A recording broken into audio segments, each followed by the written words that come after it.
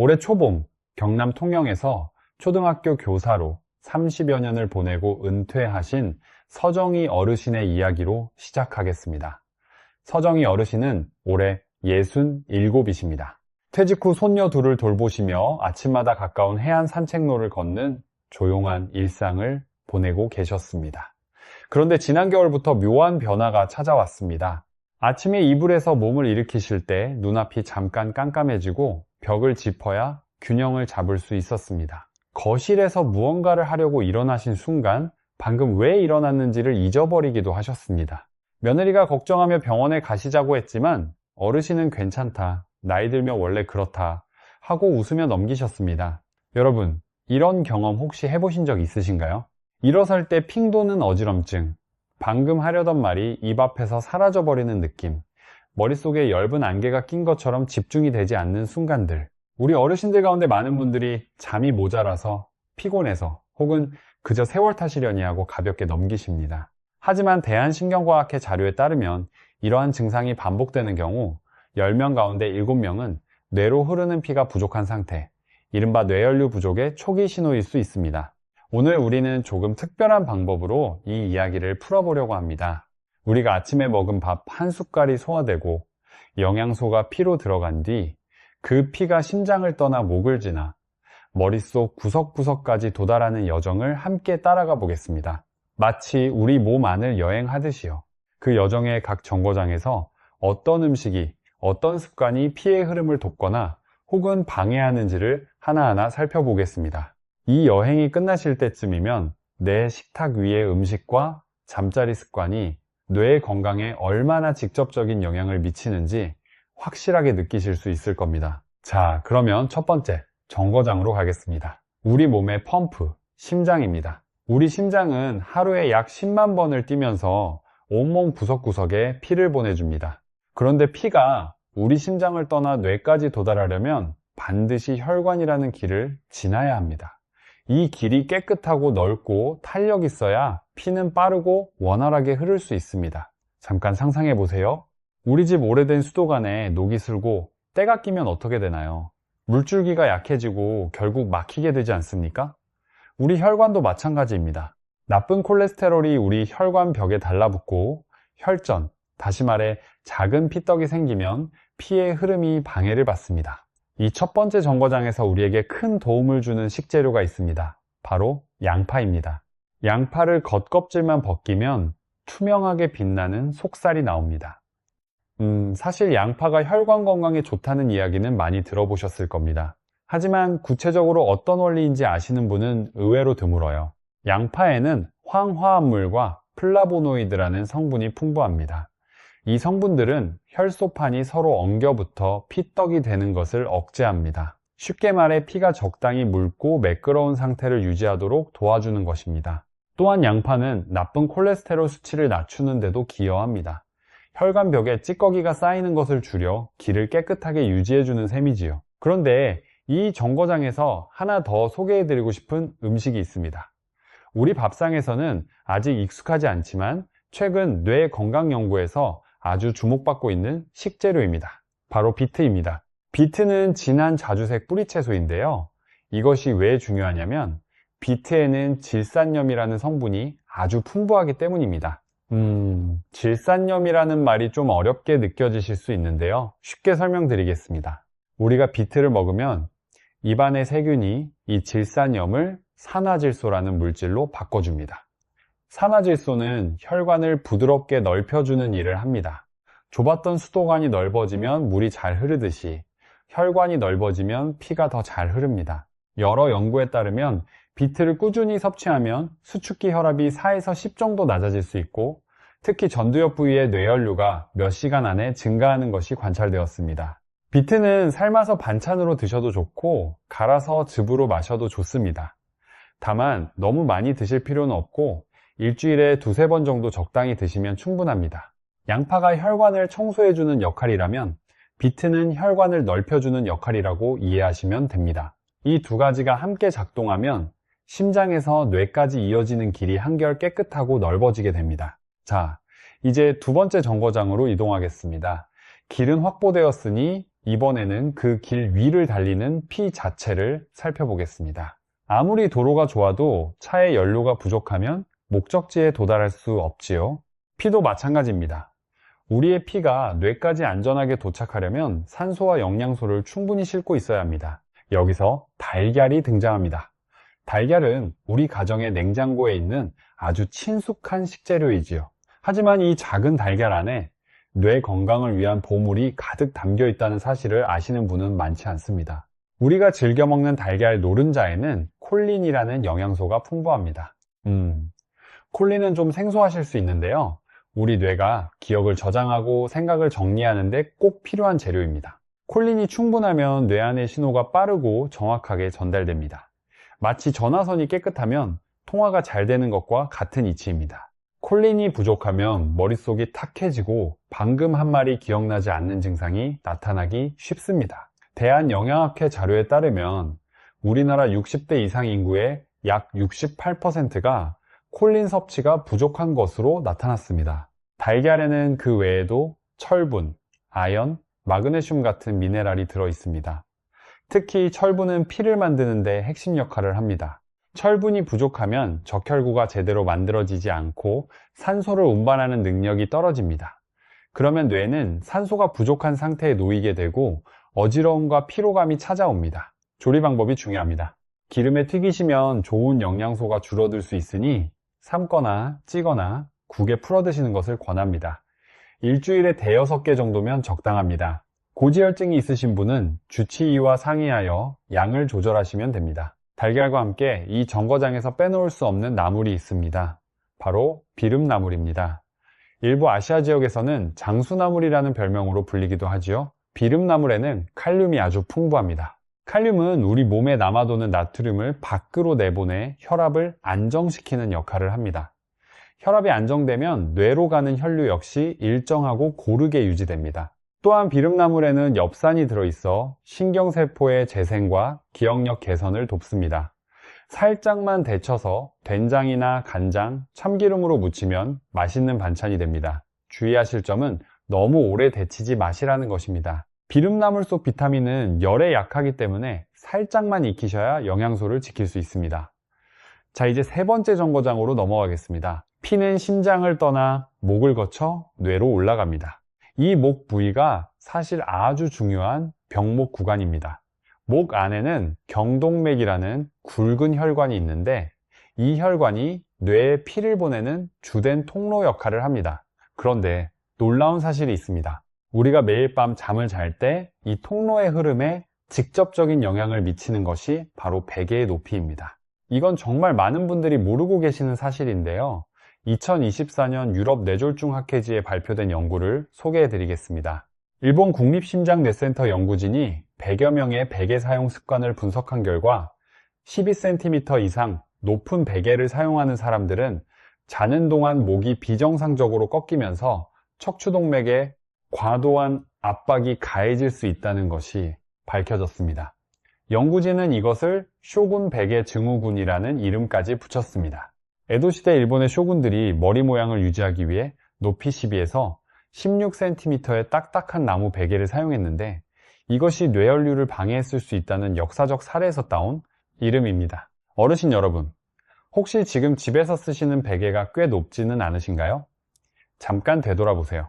높은 베개를 오래 쓰시면 자는 동안 경동맥이 눌리면서 뇌로 가는 피의 흐름이 방해를 받을 수 있습니다. 수면 중에는 뇌가 회복하고 치유하는 가장 소중한 시간인데 바로 그 시간에 혈류가 부족해지면 뇌는 충분히 쉬지 못합니다. 전문가들은 베개 높이를 10에서 15cm 사이로 맞추시라고 권합니다. 한 가지 더 말씀드리겠습니다.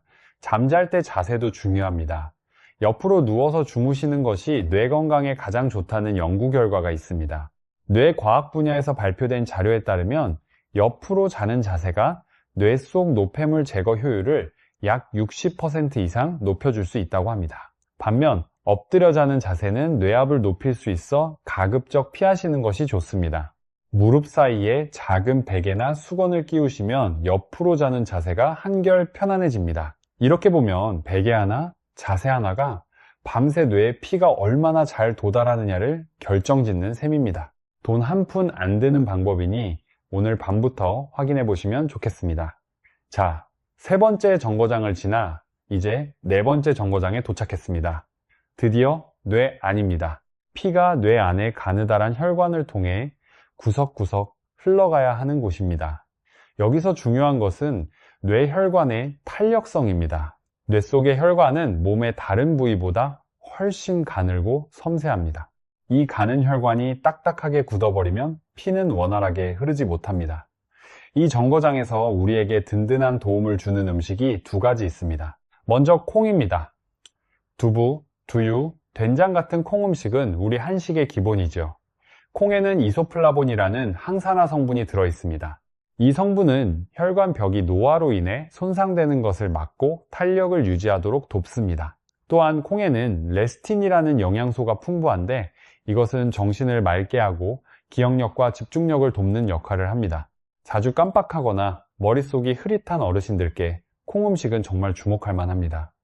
다만 두유를 드실 때 한 가지 주의할 점이 있습니다. 시중에 나와 있는 많은 두유 제품에는 설탕이 꽤 많이 들어 있습니다. 설탕이 과하면 오히려 혈당과 혈중 지방을 높여 혈관에 부담을 줍니다.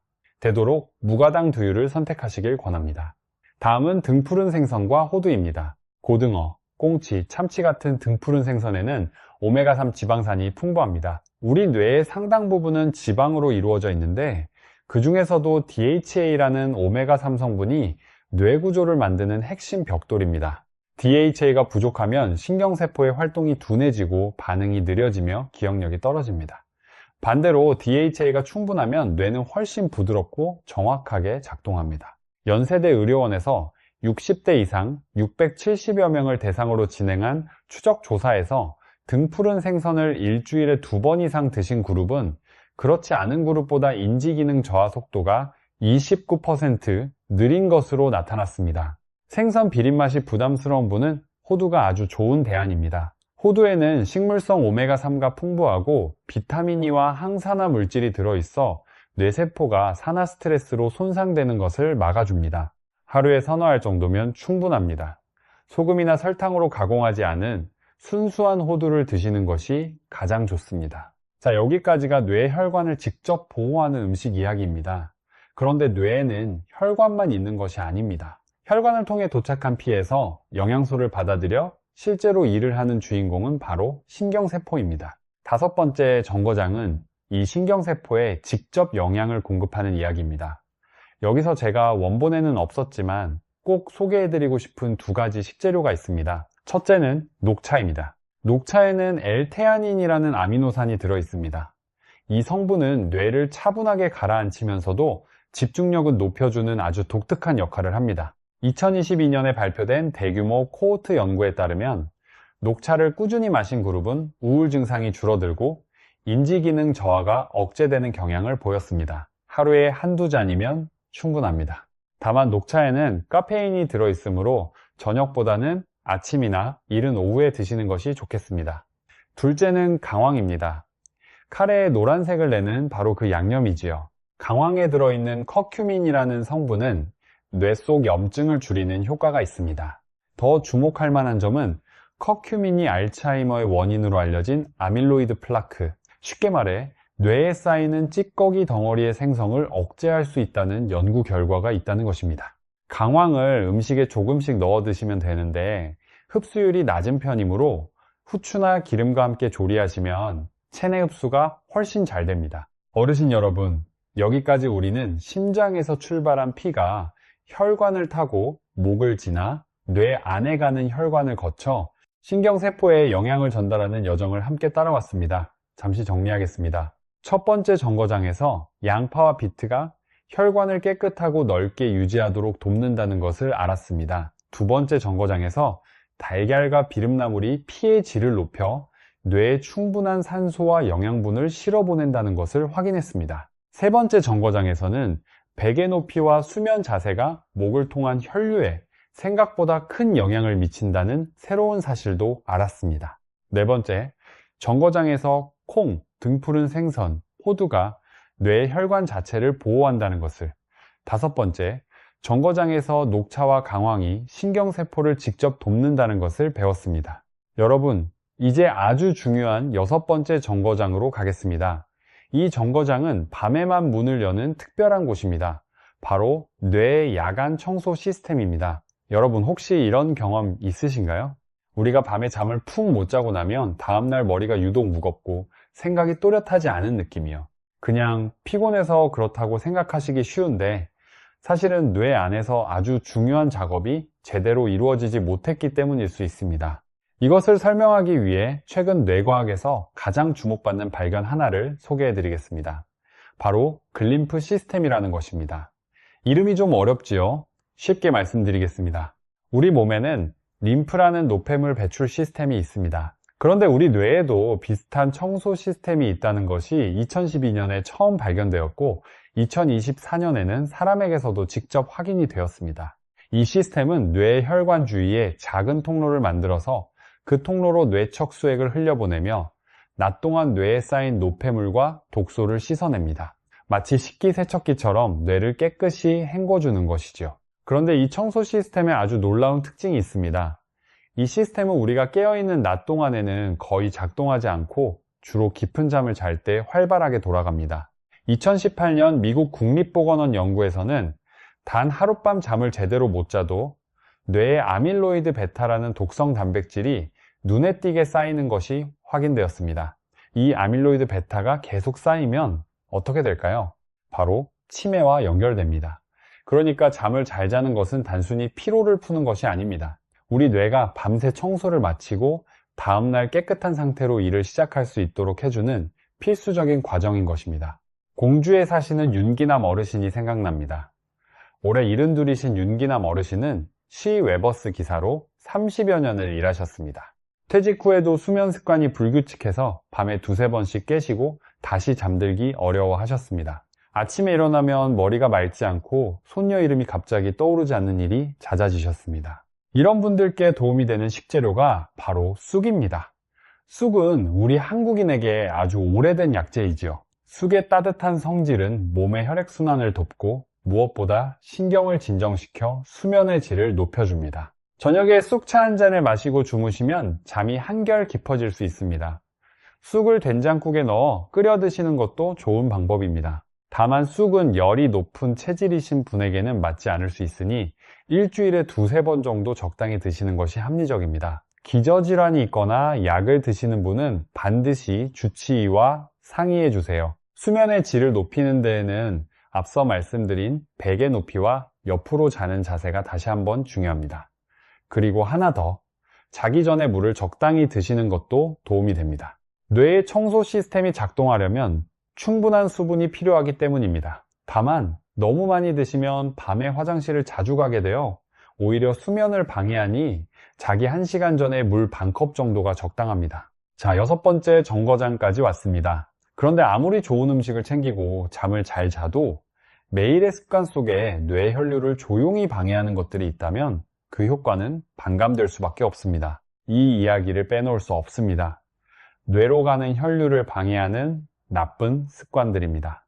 첫째, 기름진 음식, 특히 튀김을 자주 드시는 것입니다. 튀김은 나쁜 콜레스테롤을 높여 혈관 벽에 찌꺼기를 쌓이게 합니다. 아까 우리가 첫 번째 정거장에서 양파와 비트로 열심히 청소해둔 혈관에 다시 때를 끼게 만드는 셈입니다. 둘째, 짜게 드시는 습관입니다. 소금을 많이 드시면 혈압이 올라가고 혈관의 부담이 커집니다. 가공식품, 통조림, 라면 같은 음식에도 소금이 생각보다 많이 들어있으니 주의하셔야 합니다. 셋째, 단 음식과 단음료입니다. 과자, 사탕, 달콤한 커피, 탄산음료를 자주 드시면 혈당이 오르내리며 혈관에 무리를 줍니다. 넷째, 술과 담배입니다.